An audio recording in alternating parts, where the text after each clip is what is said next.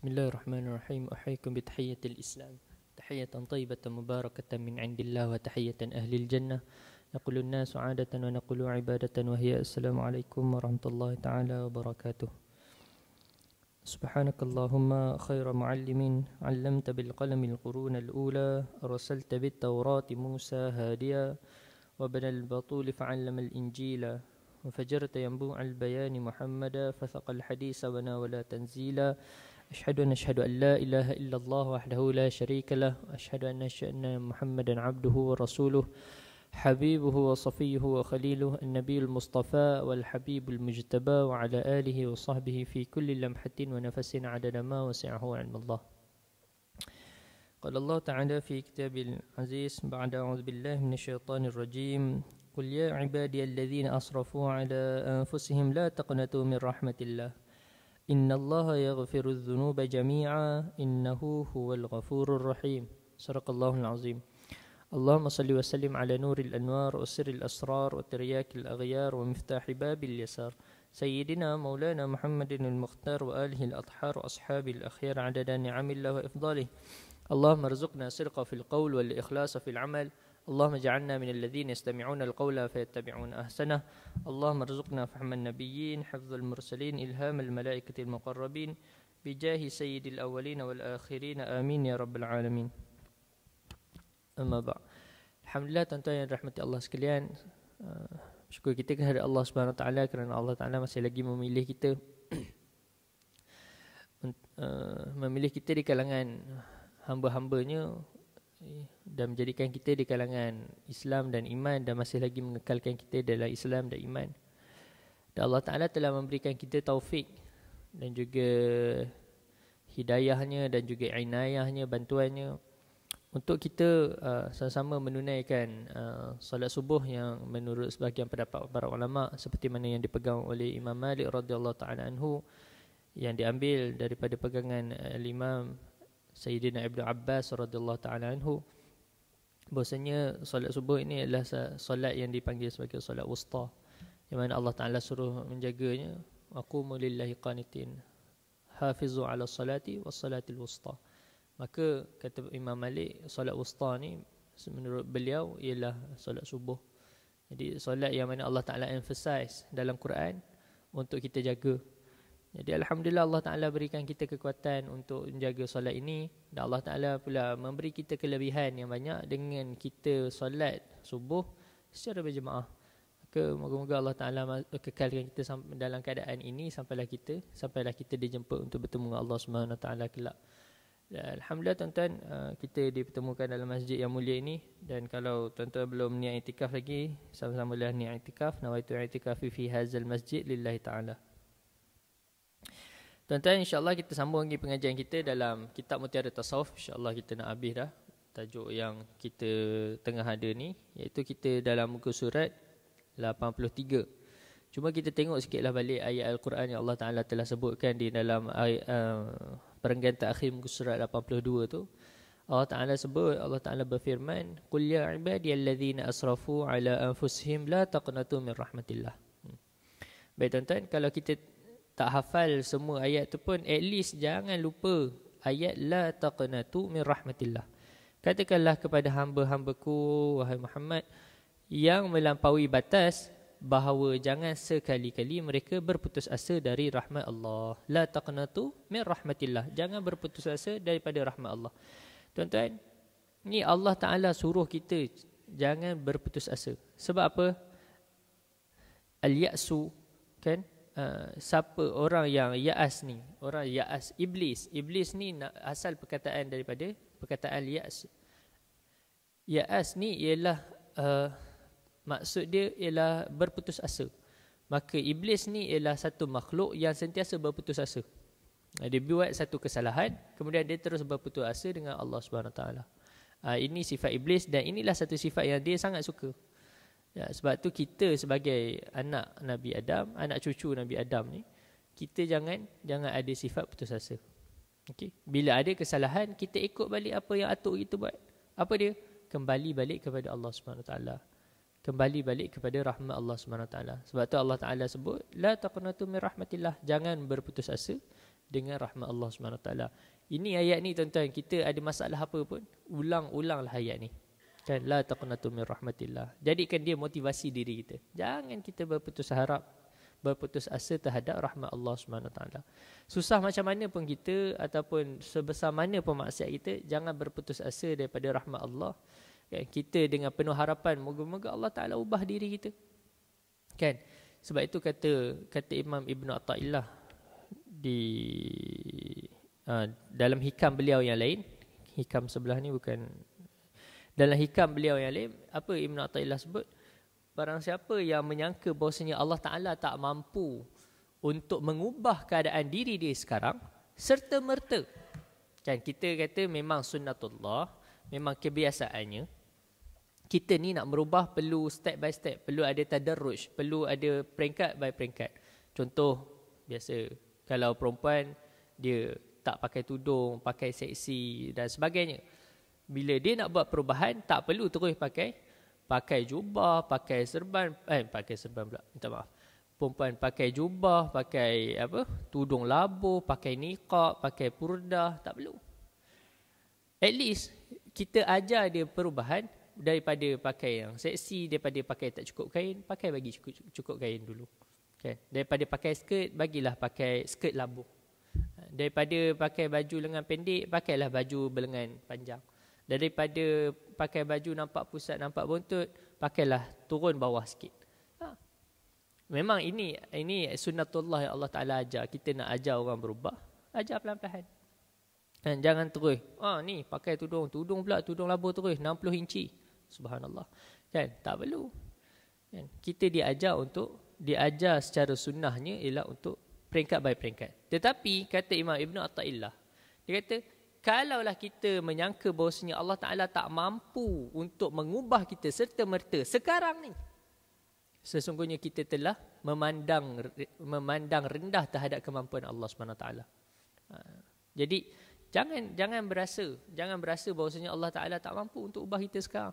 Daripada kita miskin terus jadi kaya, daripada kita ahli maksiat terus jadi waliullah, boleh, tak ada masalah. Allah Ta'ala nak buat sekarang, boleh. Kan? Jadi kita kena ada apa? Kita kena ada sentiasa pengharapan, itu yang penting. Kalau kita terjatuh, kembali balik kepada pengharapan kita tu. Itu yang Allah Ta'ala nak. Baik. Jadi la taqnatu min rahmatillah. Bahkan di dalam menjawab persoalan ini, ada baiknya penulis menukilkan kata-kata Syekh Ibn Atta'illah seperti yang dinyatakan di dalam hikamnya. La yakun ta'akhuru amadil 'ata' ma'al ilha fid du'a mujaban li ya'sika fahuwa dhamina lakal ijabah fima yakhtaruhu laka la fima takhtaruhu li nafsik wa fil waqti alladhi yuridu la fi waqti alladhi turid. Jangan berputus asa jika Allah melewatkan penerimaan doa, sekalipun kamu sudah bersungguh-sungguh berdoa, kerana Allah menjamin penerimaan semua doa menurut yang Dia tentukan untukmu, bukannya menurut kehendakmu, dan akan dikabulkan pada waktu yang ditentukannya, bukan pada waktu yang ditentukan oleh kita. Jadi kita ni nak jadi bila tu kita tak tentukan. Tuan-tuan, kita nak semua benda kita nak, dan kita nak semua benda pun sekarang. Tapi Allah Ta'ala tak nak. As simple as that. Kita punya akidah kita ialah apa yang Allah Ta'ala nak akan jadi. Apa yang kita nak kalau tak sama dengan apa yang Allah Ta'ala nak, tak akan jadi. Dan takkan pernah jadi. Jadi kalau kita ada akidah yang betul, maka kita akan salim. Kita akan selamat dan hati kita akan tenang dengan Allah SWT. Baik, tapi hakikatnya kita kena suruh sentiasa berharap dan sentiasa berdoa dan sentiasa meminta dan sentiasa mengetuk pintu Allah SWT. Ya Allah, Ya Allah, Ya Allah, Ya Allah, Ya Allah. Kan? Sebab itulah kata Imam Haddad dalam qasidah Kafani beliau yang sering kita ulang-ulang, dia kata apa? Lam azal bi babi waqif farhaman rabil uqufi. Kan? Aku duduk ni menginap recite, kita kata menghuni, duduk di pintu engkau. Farhaman rabil uqufi, maka rahmatilah aku dengan wukuf aku di sini, perhentian aku di hadapan pintu engkau ni. Sebab apa? Kalau kita dah duduk depan pintu orang, lama-lama Tuhan dia tak pernah buka pintu. Kan, contohlah ada orang minta sedekah kat kita kan. Memanglah dia ketuk pintu, kita memang tak nak buka lah. Datang tengah hari ke pagi kan. Tapi berapa lama kita tak nak buka pintu? Nak keluar rumah ke pintu belakang, kereta kat depan. Nak lari, kotlah nak lari sangat daripada orang yang meminta tu kan.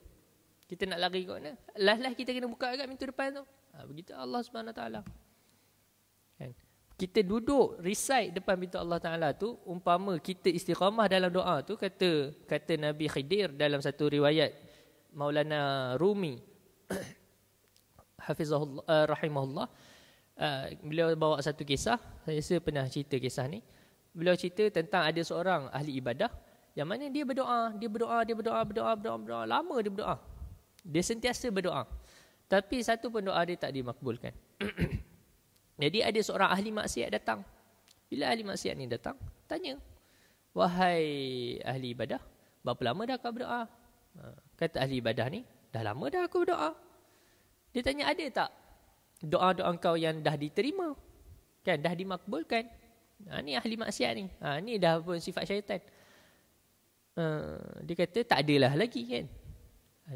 Kata ahli maksiat, "Habis tu yang kau terus doa lagi buat apa? Tak ada guna, kau dah doa dah berpuluh-puluh tahun dah. Apa pasal kau doa lagi? Kan tak nampak efek pun. At least kalau orang tanam pokok durian, at least 7 tahun pun nampaklah juga buahnya. Kan? Tak musangking pun di 24 jadilah." Jadi ini kau ni doa lama sangat ni kan. Kau minta apa sangat pun kan. Takkan ni Tuhan tak bagi-bagi pun kan. Buat apa? Sia-sia je kau doa. Nampak? Ni perangai syaitan. Kan? Yang ditranslatekan oleh manusia yang bersifat syaitan juga. Kan? Sebab tu ada ada malaikatur rahman, malaikatur syaitan. Kan? Ada aqtabus syaitan, aqtabur rahman. Waliyus syaitan, waliyur rahman. Syaitan pun dia ada wali-wali dia juga. Wali-wali dia di kalangan manusia. Baik. Jadi orang ni bila dengar cakap ahli maksiat ni, kan, timbul keraguan dalam hati dia, menyebabkan dia tinggal berdoa. Dan dia berada dalam keadaan confused. Kan? Betul juga. Dia baru terfikir. Kan? Sebab ada gangguan syaitan ni, sebelum ni tak ada orang tanya pun. Kan? Dia pun tak ada ilmu lah. Kan? Membuatkan dia terfikir, dia ada ya'as. Kan? Ada berputus asa dalam diri dia dan membuatkan dia confused. Dan menyebabkan dia tinggal berdoa. Kemudian dia tertidur dan dia bermimpi berjumpa dengan Nabi Khidir. Ini riwayat lah kan. Riwayat kisah kan. Dia bermimpi jumpa Nabi Khidir. Nabi Khidir pun tanya, "Wahai hamba Allah, kenapa kau berhenti berdoa?" Kata hamba Allah ni, "Sebab aku berdoa lama dah tapi tak makbul. Apa kata Nabi Khidir? Dia kata apa? Apa lagi yang kau nak minta? Kan? Sedangkan tujuan kau berdoa ni ialah supaya kau duduk di pintu Allah Subhanahu Taala. Bila tuan pintu nak buka tu suka hati dia lah. Betul? Kan? Kita datang ziarah rumah orang. Kan? Boleh ke kita marah-marah? Cepatlah buka pintu. Suka hatilah. Tuan rumah punya pintu. Tuan rumah punya rumah. Kan? Boleh ke? Kalau dia marah-marah kita, cepatlah buka pintu. Kita agak-agak nak buka ke pintu? Suka hati aku lah bila aku nak buka pintu, bila aku bersiap, bila rumah aku dah sedia. Kan? Jadi, bukanlah nak kata, walillahil masalul a'la. Ala kulli hal. Ini contoh. Nak bagi kita gambaran bahawasanya tugas kita ialah duduk di hadapan pintu. Libabil waqif, kita duduk di hadapan pintu Allah Subhanahu Taala dan kita sentiasalah ketuk dengan doa kita. InsyaAllah Allah Taala kalau kita istiqamah, kalau Allah Taala tak buka pun sampailah kita meninggal pun, dia akan bawa ke akhirat kelak insya-Allah. Kita beriman dengan hadis Nabi SAW. Baik. Inilah hakikat doa yang kita bisikkan. Semuanya adalah menurut kehendak Allah semata-mata. Kerana dialah yang maha mengetahui apa yang terbaik di sisinya. Buat makhluk yang tidak berdaya ini. Keyakinan dan kesabaran di dalam menerima anugerahnya adalah sifat yang dituntut dalam membina keyakinan dan sangka baik pada Allah Subhanahu Taala. Ini sangka. Wali husni zanni lazim. Kan? Kata Imam Haddad, wali husni zanni lazim. Farhaman raf bil uqufi. Kan? Husnuzan kita lazim patutnya sentiasa berhusnuzan dengan Allah Subhanahu Taala. Sebab itulah tuan-tuan, kalau boleh dengar setiap hari, baca setiap hari qasidah Imam Haddad tu supaya tahakkuk, supaya tahqiq, kan? Supaya kita faham betul apa yang kita minta sebenarnya. Sebab doa para aulia bukan untuk minta-minta kepada Allah Subhanahu Taala, tak. Doa para awliya ialah untuk manifestasi kehambaan. Sebab nak minta Allah Ta'ala dah tahu. Allah Ta'ala takkan tak tahu masalah kita. Dia yang bagi kita masalah tu. Dia juga yang bagi penyelesaiannya. Dia tahulah bila dia nak buat. Dan dia telah mentakdirkan semua benda. Tetapi doa ni ialah untuk manifestasi kehambaan. Kita rasa kehambaan tu. Latihan buat kita untuk rasa kita ni hamba. Kan Imam Haddad sebut, qad kafani ilmu rabbi bin su'ali wa ikhtiyari fa du'ai wa ibtihali syahidun li biftiqari. Tanda, syahid, kan, bukti bahawasanya aku ni memang sangat memerlukan kau ya Allah. Biftiqar, kepada fakir. Orang fakir ni apa? Orang yang sangat memerlukan. Biftiqari. Falihaza sirri ad'u fi yasari wa asari. Dengan sebab ni, inilah rahsia kenapa aku sentiasa berdoa fi yasar dan asar. Ketika mana senang dan ketika susah. Kita doa, kita masalah kita, kenapa doa ketika susah je? Sebab kita tak faham. Kita tak faham bahawasanya kita memang sentiasa memerlukan Allah ketika senang dan susah. Contoh, Allah Ta'ala boleh tarik je bila-bila kesenangan kita. Jadi kalau kita lupa Allah ketika kita senang. Kan? Kita lupa Allah ketika kita senang. Allah Ta'ala, bila kita susah, Allah Ta'ala lupakan kita. Itu masalahnya. Bukanlah maksud Allah Ta'ala lupa ni. Allah Ta'ala biarkan kita dengan rasa susah tu. Tapi kalau dengan waktu senang kita dengan Allah, kita juga meminta. Waktu susah pun kita dengan Allah. Tak ada bezanya. Yang penting kehambaan tu. Yang penting Allah Ta'ala nak tengok kehambaan, tuan-tuan. Kita ni tak ada benda dalam dunia ni melainkan kehambaan. Kita buat apa pun, kita nak kita menunjukkan kehambaan kita kepada Allah Subhanahu Wa Taala dan rasa diri itu hamba. Masalah tarbiyah semua, kitab tasawuf ditulis, semua kitab akidah, kitab semualah. Semua kitab-kitab yang ada dalam agama ni ataupun kitab-kitab yang berkaitan dengan apa yang asas dalam agama ni, semuanya cerita untuk apa? Cerita untuk kita ni jadi hamba. Kan? Tak ada satu pun cerita untuk kita ni jadi Tuhan ataupun jadi tuan. Tak ada. Tak pernah pun kita ni dia ajar untuk jadi orang, jadi tuan dan juga Tuhan. Sebab tuan dan juga Tuhan tu Allah Ta'ala saja. Hakikatnya lah, memang kita bolehlah jadi bos, tak ada masalah lah. Kehidupan kita dalam dunia, structure dalam dunia ni, kita pengerusi, kita ni, itu fine. Tapi hakikat diri kita tu, kita sedar bahawasanya kita ni ialah hamba, kita ni ialah makhluk, kita ni lemah, kita ni sebagainya. Yang mana kita memerlukan kepada Allah Subhanahu Wa Taala. Itu saja.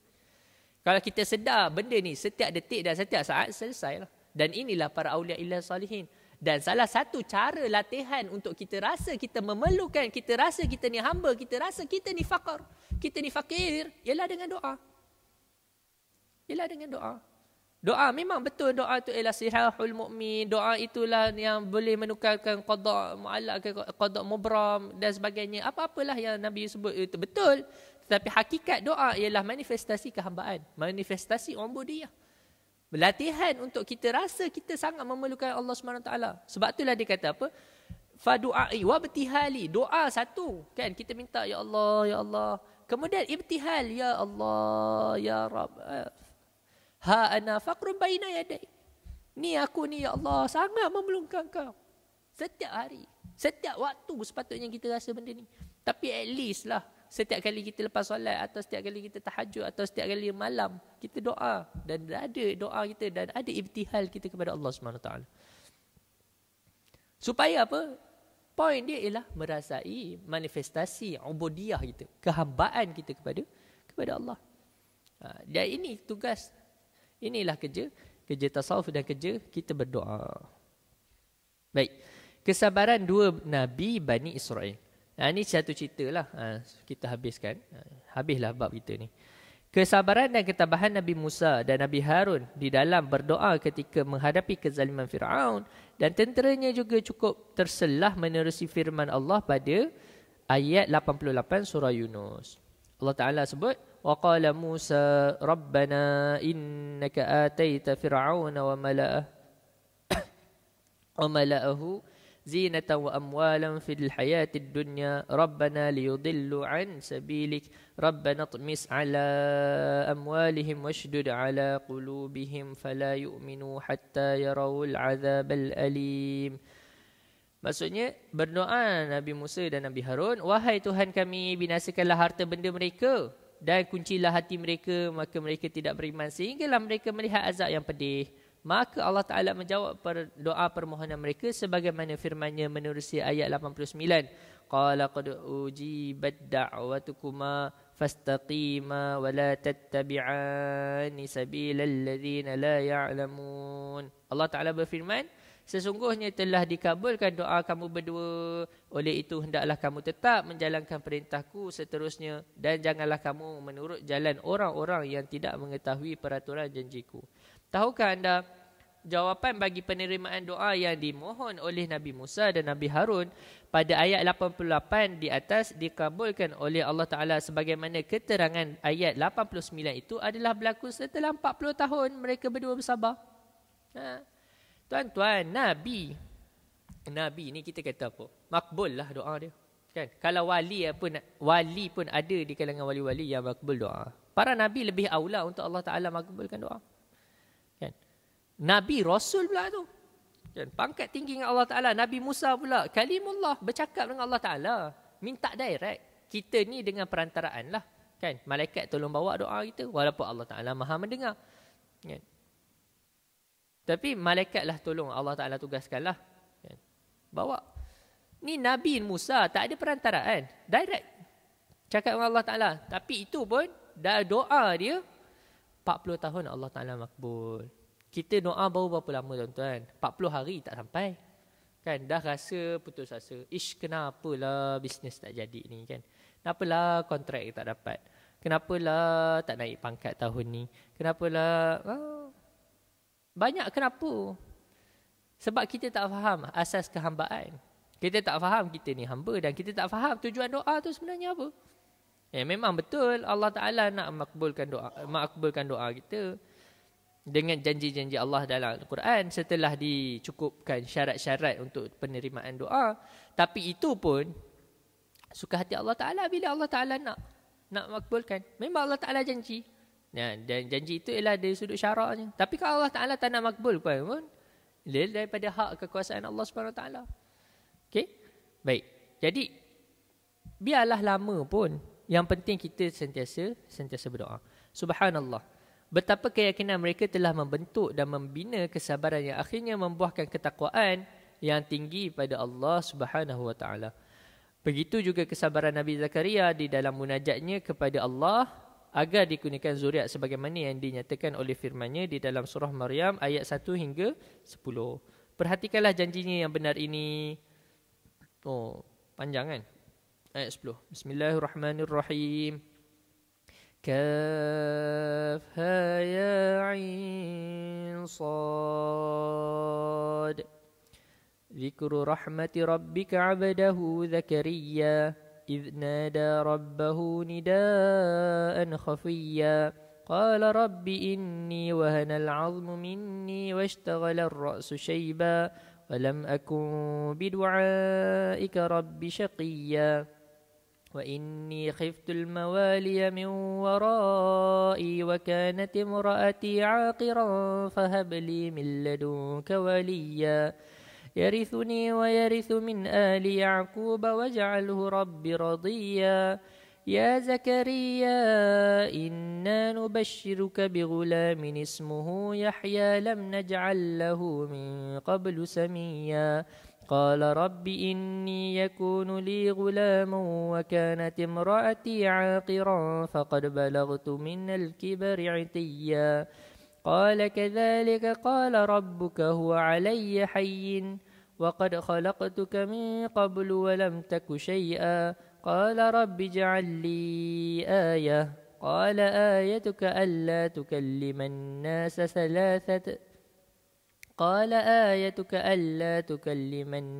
ثلاث ليال سويا صدق الله العظيم. Maksudnya kaf ha ya ain sad. Maksudnya wallahu alam. Inilah limpahan rahmat Tuhanmu wahai Muhammad kepada hamba-Nya Zakaria. Ingatlah peristiwa ketika Nabi Zakaria berdoa kepada Tuhannya dengan doa yang dibisikkan secara perlahan. Ia merayu dengan berkata, wahai Tuhanku, sesungguhnya telah lemahlah tulang-tulangku dan telah memutih uban di kepalaku. namun aku tidak pernah berputus asa dengan doa permohonanku kepadamu. Sebab apa? Time dia berdoa ni umur dah lanjut tuan-tuan, dah katanya 80 lebih dah. Kan? Dah 80 lebih. Kita ni nak tambah seorang lagi pun tak larat dah. Kan? Saya tak tahulah kan. Muda lagi pun rasa macam malas dah. Kan? Ini dah 80 lebih. Dan sesungguhnya aku merasa bimbang akan kecuaian kaum kerabatku untuk menyempurnakan tugas-tugas agama sepeninggalanku nanti, sedang isteriku pula adalah seorang yang mandul. Nampak kerisauan Nabi Zakaria. Kan? Dia nak anak sebab apa? Sebab untuk Islam. Kita nak anak ialah kita memang nak anak. Nak anak untuk tujuan apa pun insya-Allah lah khair. Tapi kalau untuk berbangga-bangga tak ada gunalah. Kan seperti mana orang jahiliah. Tapi ala kulli hal, dia nak anak sebab apa? Sebab dia nak ada orang yang menyambung risalah dakwah dia. Sebab itulah anak dia pun jadi nabi.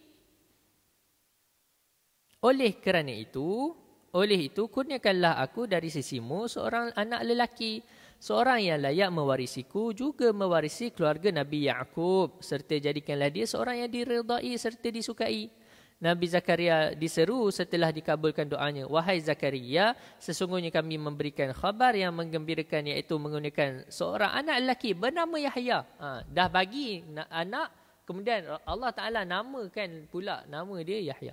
Ni sebahagian lah. Kan? Sebahagian daripada para Nabi memang nama dia tu memang dah diberi oleh Allah SWT. Para Nabi ni memang nama dia diberikan oleh Allah SWT. Begitu juga dengan sebahagian daripada inilah. Sebab itulah antara kebaikan yang kita boleh buat ialah bila kita dapat anak, kita tanya tuan-tuan guru kan. Ni amalan orang-orang dululah. Tuan guru nak bagi anak nama apa? Kan? Tuan guru nama mana? Dan kadang-kadang pun kalau kita pergi belajar, macam ada setengah ustaz saya, bila jumpa dengan tuan guru mereka suruh ubah nama. Kan? Sebab penting. Nama tu penting. Kan? Nama tu ialah doa kan. Bila orang baca nama yang sangat baik, alhamdulillah, itu doa dia untuk kita. Jadi ada setengah nama daripada nama-nama orang Melayu ni kadang-kadang ada maksud yang tak betul. Contoh, saya tak tahu, saya minta maaf lah kalau ada kan. Antara nama yang ustaz saya, nama dia ialah Azni. Jadi tuan guru dia tukar kan. Sebab Azni ni bunyi kalau dijemahkan ke bahasa Arab, terjemah bahasa Melayu dia ialah seolah-olah maksud dia. Bukanlah kita nak kata orang dulu tu nak bermaksud begitu, tak. Mungkin dia tak berapa faham lah kan. Azni ni maksudnya apa? Aku berzina kan, azni. Zani kan, azni. Jadi ada sebahagian tuan guru lah kata, saya tanya, kenapa tukar nama kan? Nama asal, nama IC dia Azni. Kan? Tapi tukar nama. Jadi sebab apa? Sebab maksud dia buruk lah. Jadi tuan guru suruh tukar nama. Jadi kalau kita ada nama buruk-buruk, bukanlah nama buruk-buruk, minta maaf. Kalau kita ada nama yang pelik sangat kan, tuan-tuan, minta maaf lah. Kalau ada nama pelik sangat, tanya tuan guru ni maksud apa? Kalau tak ada maksud yang buruk, tak ada masalah lah. Kalau ada maksud yang buruk, kita tukar nama. Supaya kita jadi doa yang baik untuk kita. Baik. Wahai Tuhanku, Nabi Zakaria pun bertanya, wahai mana ni? Yang kami tidak pernah jadikan sebelum itu seorang pun yang senama dengannya. Nabi Yahya lah orang yang pertama bernama Yahya. Dan berkat nama Yahya ni tuan-tuan, elok letak nama Yahya ni. Setakat yang saya kenal kan, nama Yahya ni subhanallah lah. Saya tak kenal lah. Maksudnya Nabi Yahya, Nabi alaihissalam. Kemudian Imam Nawawi, nama Imam Nawawi ialah Yahya kan, Yahya bin Sharaf, Imam Yahya bin Sharaf An-Nawawi. Okey, subhanallah. Antara seorang ulama sekarang yang ulama besar, antaranya ialah Syekh Yahya Rodus, seorang ulama di US. Belajar di Yaman dan Mauritania, ulama besar lah, subhanallah. Nabi Zakaria bertanya, wahai Tuhanku, bagaimanakah aku akan memperolehi seorang anak, sedang isteriku adalah seorang yang mandul dan aku sendiri pula telah sampai had umur yang sangat tua. Jadi ini persoalan. Nabi Zakaria pun, yelah, logik akal lah, aku ni dah tua, wife dia pun mestilah tua juga, dah confirm lah, mungkinlah dah menopause. Baik, Allah Ta'ala berfirman, demikianlah kehendak Tuhanmu telah berfirman, perkara itu adalah amat mudah bagiku kerana sesungguhnya sebelum ini aku telah menciptakanmu, sedang engkau pada masa itu belum pun wujud. Jadi kita semua pun Allah Ta'ala sebelum kita ada, Allah Ta'ala yang ciptakan kita. Kan? Jadi apa masalah Allah Ta'ala nak ciptakan anak kita waktu umur kita 80? Apa masalah? Kan? Ya, dari sudut adatnya jarang-jarang lah berlaku. Tapi kalau Allah Ta'ala nak, suka hatilah. Macam itulah bahasa dia. Sedang engkau pada masa itu belum wujud. Nabi Zakaria merayu lagi, wahai Tuhanku, jadikanlah satu tanda bagiku yang menunjukkan isteriku mengandung. Ni Nabi Zakaria ni ialah nak dapat keyakinan. Para Nabi ni salah satu sifat dia, dia nak keyakinan, bukan dia ragu-ragu dengan Allah Ta'ala dak untuk tenangkan hati. Contohnya Nabi Ibrahim kan, wa idh qala rabbuka inni bukan. Wa idh qala Ibrahim rabbi anni qad bukan. Allahumma salli ala Muhammad. Dalam surah Baqarah itulah Nabi Ibrahim tanya kepada Allah, wahai Allah Subhanahu Wa Taala, wa idh qala Ibrahim rabbi arini kaifa tuhyil mauta. Wahai Tuhan, macam mana kau cuba kau tunjuk sikit ke aku macam mana kau menghidupkan benda yang dah mati. Kan? Ini persoalan. Kan? Sebab apa? Nak dia beriman, bukan Nabi Ibrahim tak beriman, tapi Allah Taala tanya balik, wa idh qala Ibrahim rabbi arini kaifa tuhyil, bagaimana tuhyil mauta, menghidupkan benda yang mati. Qala awalam tu'min, Allah Ta'ala tanya balik, kau tak beriman ke wahai Ibrahim? Kan? Kau tak beriman ke? Alaihi salam. Kan? Allah Ta'ala tanyalah. Maka Nabi Ibrahim kata, qala bala, bahkan aku beriman. Walakin liyatma'inna qalbi, tapi untuk tenangkan hati. Kan? Tatma'innah kan? Tenang hati yang tenang. Maka Allah Ta'ala berkata, qala fakhuz arba'atan. Tak apalah kalau macam tu, ambil 4 burung. Kan? Ambil 4 burung, sembelih, cincang, campur, asingkan pada 4 gunung. Kan? Kisah panjang lah. Jadi Allah Ta'ala tunjuk direct kepada Nabi Ibrahim. Baik.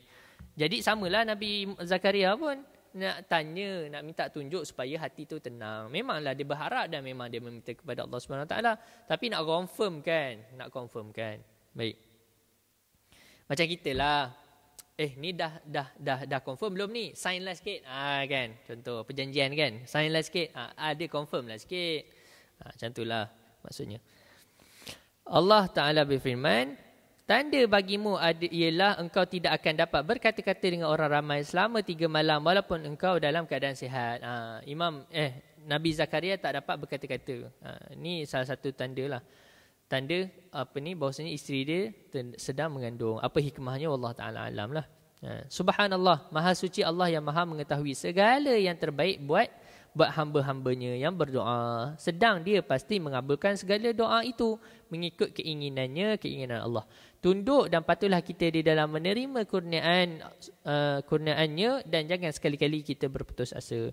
Bukankah Rasulullah sallallahu alaihi wasallam telah bersabda, yustajabu li ahadikum ma lam yu'ajjil fa yaqulu da'autu rabbi falam yastajib li. Muttafaqun alaih. Hadis riwayat Sahih Bukhari dan Sahih Muslim dengan lafaz hadis yang sama.